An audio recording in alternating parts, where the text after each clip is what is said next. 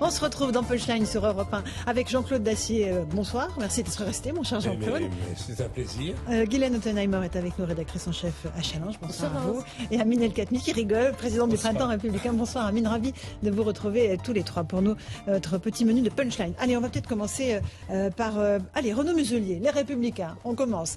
Qui était ce matin l'invité d'un de nos confrères et qui a dit à la stupéfaction générale que si Éric Ciotti, qui est candidat à la primaire LR, était désigné, eh bien tout simplement, il claquerait la porte des Républicains. Écoutez. Si Éric Ciotti l'emportait à la primaire, vous faites quoi?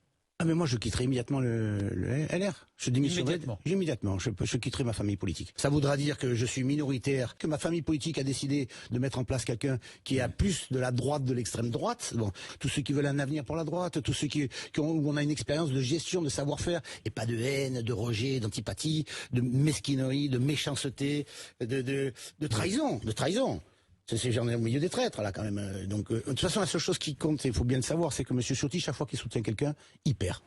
Monsieur Muselier est le petit télégraphiste d'Emmanuel Macron. Voilà, il soutiendra Emmanuel Macron.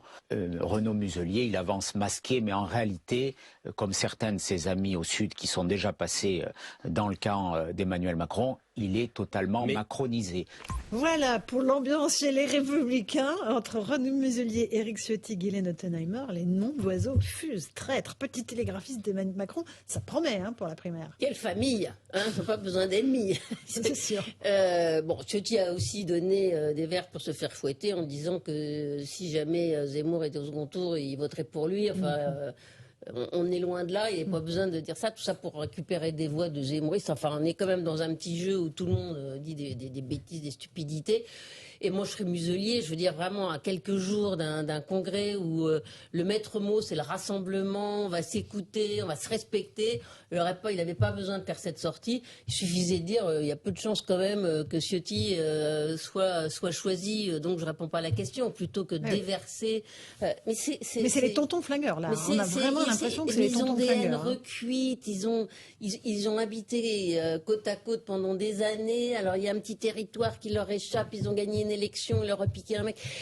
Bon, voilà, ils sont très mal partis parce que s'ils n'arrivent pas à avoir un peu plus d'élan que simplement se flinguer entre eux, je veux dire, voilà, déjà ils sont pas très hauts dans les sondages, mais il y avait une occasion de se rassembler là le 4 décembre, mais on voit qu'on est loin du compte. Ils sont à touche-touche. On parlait de gauche irréconciliable et des droites irréconciliables désormais, Jean-Claude Dacier. Je crois que la droite, tout doucement, est en train de s'asphyxier dans des rivalités internes, dans des querelles d'ego et puis aussi dans des querelles de ligne. Ah oui. Je ne sais pas ce qui sortira du vote des militants qui ont l'air d'augmenter. Ils étaient 80 quelques mille, on les annonce aujourd'hui à 100 000. Je ne sais pas qui sortira vainqueur de cette historique confrontation. Ce que je pressens, c'est que une partie des gens aujourd'hui qui sont restés au sein des Républicains rallieront Macron. Pour les plus malins avant la présidentielle, pour les plus prudents après la présidentielle. D'autres iront peut-être garder la vieille maison et la troisième iront rejoindre Zemmour ou ce qui restera du Rassemblement national. Si, comme je le pense, Marine Le Pen disparaît, si elle est de nouveau battue, elle devra quitter probablement la scène et ce jour-là, des choses probablement seront possibles à droite, ou en tout cas au Rassemblement national, repris par Zemmour ou par quelques-uns de ses amis ou à ses côtés. Donc on est encore dans un processus, comme disait l'autre, la poutre continue de travailler. C'est fini. Je pense que la grande droite qu'on a connue il y a quelques années, qui avait su rassembler à ses côtés une partie du centre, cette droite-là meurt tout doucement. Macron a piqué déjà une bonne partie de ses électeurs et un certain nombre de ses adhérents, pas parmi les plus mauvais. Un ministre de l'Intérieur, il y a Édouard Philippe, etc. Et ce n'est donc pas terminé. Mais à mon avis, tant que Marine Le Pen est là, c'est pour ça que la primaire à droite est intéressante, mais encore plus intéressant est la primaire à gauche. Le choc très violent, et qui s'annonce, et qui est déjà très violent, entre Éric Zemmour et Marine Le Pen. Je ne sais pas à gauche. Non, à droite, oui. Rassemblement national. Je pense que c'est à ce moment-là que les choses se dénoueront. Je pense que Marine Le Pen, si elle doit être deuxième, et si elle est de nouveau battue dans la présidentielle, elle devra céder la place. Et là, cette droite-là se reconstituera. Amine El Khatmi, sur comment ces deux personnes qui sont M. Muselier et M. Ciotti peuvent être dans le même parti? C'est vraiment la question. C'est ce qu'on se demande en fait. C'est qu'ils n'ont plus rien à faire dans le même parti.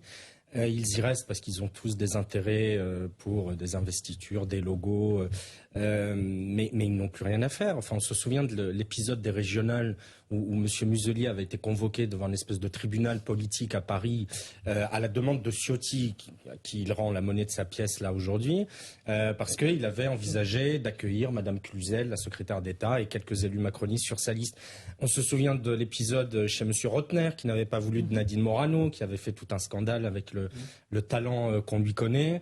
Ils sont d'accord sur rien. Certains avaient refusé d'appeler à voter pour Emmanuel Macron au second tour de la dernière présidentielle, quand d'autres appelaient au Front républicain. Vous en avez qui disent nous, Macron-Zemmour, on vote Zemmour, et d'autres qui disent mais c'est horrible, on peut pas faire ça. Donc c'est une maison qui tient des gens qui ont des intérêts parce qu'ils ont des strapontins et des gens à placer, mais ils ne produisent rien, ils ne pensent rien, et quand ils pensent quelque chose, ils ne sont pas d'accord sur ce qu'ils ont pensé.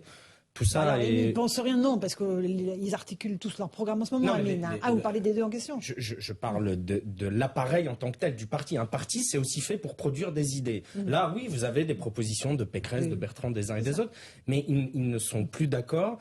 Et on voit bien que la décomposition des deux grandes vieilles formations politiques qui étaient l'EPS et l'UMP, RPR, LR, va s'achever avec cette présidentielle. Guylaine, vous voulez rajouter quelque chose? On voit bien à quel point ce parti est en voie de déliquescence. Je veux dire, c'est absolument pas normal que les deux principaux protagonistes de cette primaire aient quitté le parti et reviennent en prenant leurs cartes. C'est quand même assez incroyable. Ensuite, c'est très bien. Chaque candidat fait une proposition, le SMIC augmenté de je sais pas quoi, les salaires augmentés de je sais pas quoi, un peu plus de policiers, voilà. Mais c'est pas ça un travail de parti. Tous ces gens auraient dû être ensemble, avec des conventions, avec les syndicats, avec des think tanks, avec des philosophes, etc. Travailler la matière, se mettre d'accord, parce que il n'y a plus de lien. Si vous avez juste des personnalités et puis vous avez plus de corpus idéologique, eh ben c'est juste, comme vous le disiez, les petits intérêts. Moi, je veux telle investiture. Ah non, ce canton, il est à moi, parce que j'en ai besoin pour être ensuite élu président du département. Donc voilà, et ils vont finir, comme on disait, dans une cabine téléphonique, si ça continue comme ça.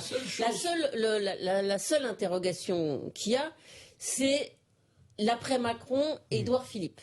Voilà.